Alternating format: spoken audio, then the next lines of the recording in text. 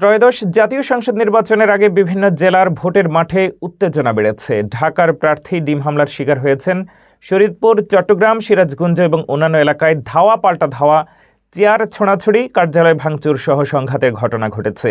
নির্বাচনী পর্যবেক্ষকরা সতর্ক করেছেন, নেতাদের হুমকি ধামকি ও উস্কানি ভোটের পরিবেশ আরও উত্তপ্ত করতে পারে।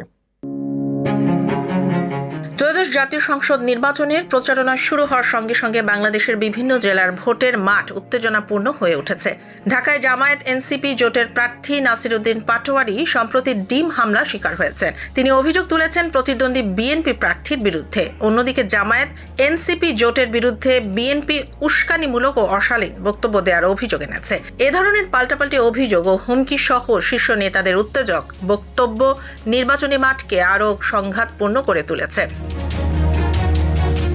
বিভিন্ন জেলা যেমন শরীয়তপুর, চট্টগ্রাম, সিরাজগঞ্জ, নাটোর, ভোলা ও লালমনিরহাটে বিএনপি ও জামায়াত কর্মীদের মধ্যে ধাওয়া পাল্টা ধাওয়া, চেয়ার ছোড়াছুড়ি, ব্যানার পুড়িয়ে দেয়া, কার্যালয় ভাঙচুর এবং হাতাহাতির ঘটনা ঘটেছে। বিশেষ করে সামাজিক যোগাযোগ মাধ্যমে দেয়া পোস্টকে কেন্দ্র করে সংঘাত তৈরি হচ্ছে। নির্বাচন পর্যবেক্ষকরা সতর্ক করেছেন যে নেতাদের উস্কানি, হুমকি ধামকি ও অতীতের বিষয় সামনে আনার ফলে ভোটের পরিবেশ আরও উত্তপ্ত ও সংঘাতপূর্ণ হয়ে উঠতে পারে।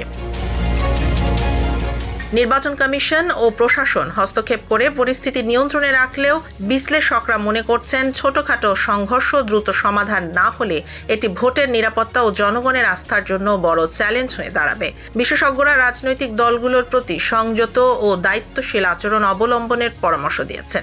তারা বলেন, নেতারা যদি নিয়ম না মেনে উস্কানি ছড়ান তবে সুষ্ঠু ও শান্তিপূর্ণ নির্বাচন নিশ্চিত করা কঠিন হয়ে যাবে। তাছাড়া প্রচারণার সময় জনগণ আইন শৃঙ্খলা পরিস্থিতি নিয়ে শঙ্কা প্রকাশ করছে। নির্বাচনের মাঠে এই উত্তেজনাপূর্ণ পরিবেশ এবং সংঘাতপূর্ণ কর্মকাণ্ড রাজনৈতিক সচেতনতা, প্রশাসনের তৎপরতা ও সকল পক্ষের দায়িত্বশীল আচরণের ওপর নির্ভর করছে।